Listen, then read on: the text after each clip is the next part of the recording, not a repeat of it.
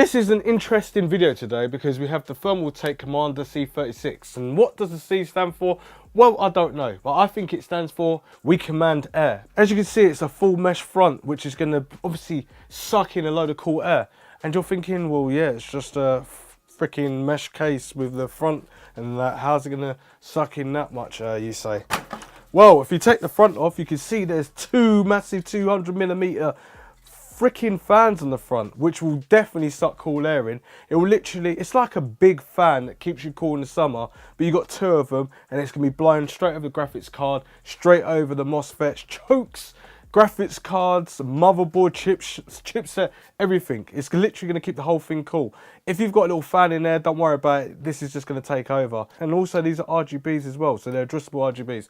And talk about addressable RGBs. So this covers for MSI, ASRock and Asus because they're all the 5-volt connections. And then we've also got this one here, which is the F cable. So you've got an E and F cable. So this F cable was a VDG, it's for gigabyte. So this bit connects into the actual chip on the board, or not chip on the board, it's a PCB board on the back of the case.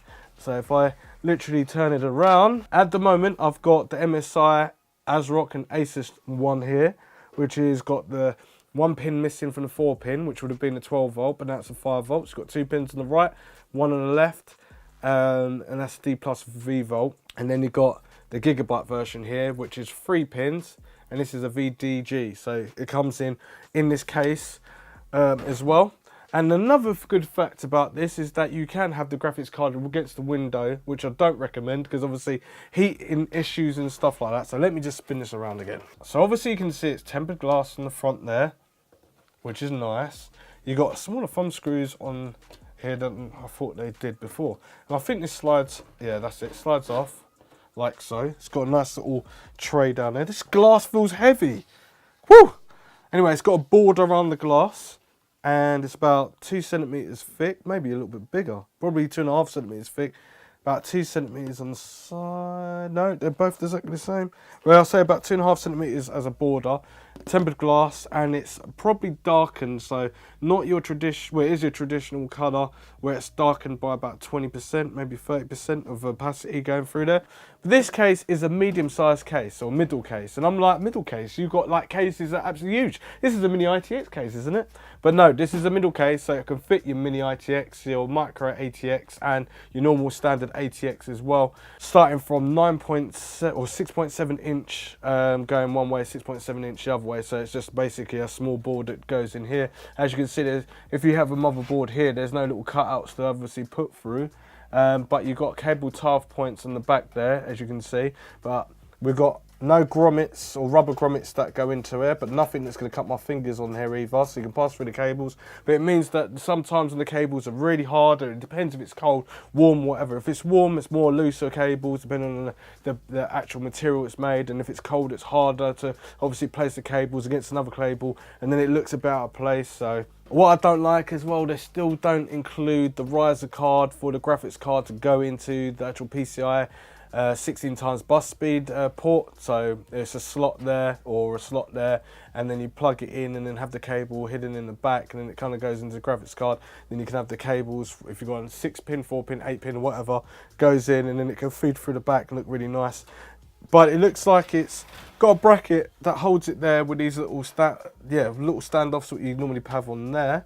And the bracket will hold the graphics card in place for obviously travel, moving it backwards and forwards like that. Hold the graphics card in place, which is a nice touch because you don't really want to have a problem. So 7 PCI slots on the back, and then 2 plus 2 there with the bracket to put the graphics card in. It's obviously for a double graphics card, but not like your triple like size graphics cards. And then they've got like all perforated holes or big like slots and perforated holes for your power supply, which depends on your power supply. I think power suppliers should have like an LCD readout for overclocking, especially when you've got this much air to cool down everything. Yes, it does look a bit old school. It's like Thermaltake brought back old school and then bringing it into 2019.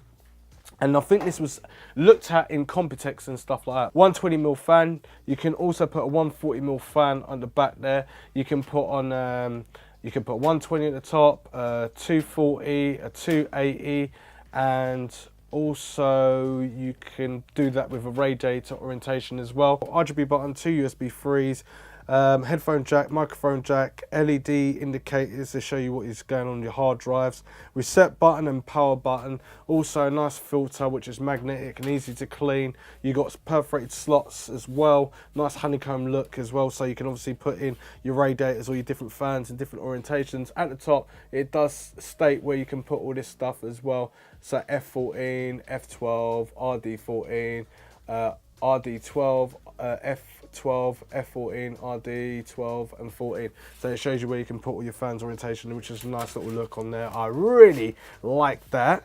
And then if we sling it to the back, you can put a mechanical hard drive here.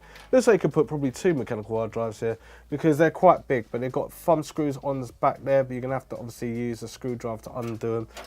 Is this captive thumb screw? So it's a captive thumb screw, so it ain't gonna drop off anywhere. Put your 2.5 inch, 3.5 inch mechanical hard drives or SSD on there, and it's exactly the same for the bottom. You just unattach it.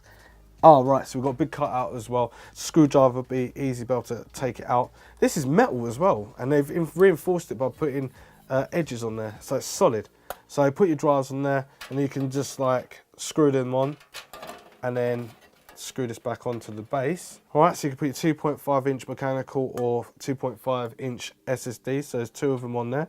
So you could have 1, 2, 3, 4, 5 SSDs on there, or 2 mechanical hard drives and 2 SSDs. It's also got these cables here which connect to the front of the fans. You've got 1 spare shot right there, and this one's got like a dummy in it. You take that out and then you can put another fan in there or replace them with the 200mm. Why would you want to do that? And then you've got a reset button there which is connected to the PCB board, and then you've got this cable here which is the MSI, ASUS and ASRock cable, where you can connect it to a motherboard that can produce RGBs and stuff like that, or addressable RGBs for the 5V, but not a 12V. There is no 12V stuff supported here at all. It's just all to do with 5V. And we've got this cable here which I can't get to. This is your power connector as well, and then it's saying you can put a DC fan on this side as well, so you've got space for another RGB fan or addressable RGB fan for the case. Then you also got a normal DC fan, and this is the DC fan, and it is, so you can connect this DC fan to that board and have full control of it, and that's pretty good. And then obviously a SATA power connector. We have a filter underneath. It's just a standard filter, and you just clean it and wipe it off. Not too bad, it's a little bit better than normal. Yeah, so this case is freaking solid and it's very well made, and I do like it.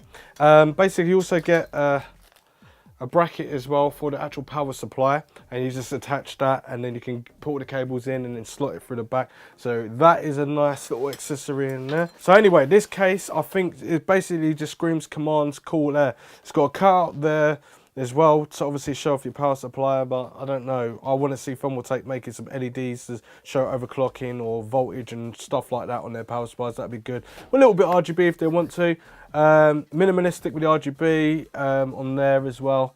The whole case, it looks nice. It'll be fine for whatever you want to do with it. It's a middle-sized case, which is quite good, but it's definitely a little bit uglier than what I would normally have. But this is the Thermaltake Commander C36, and yeah, this commands air.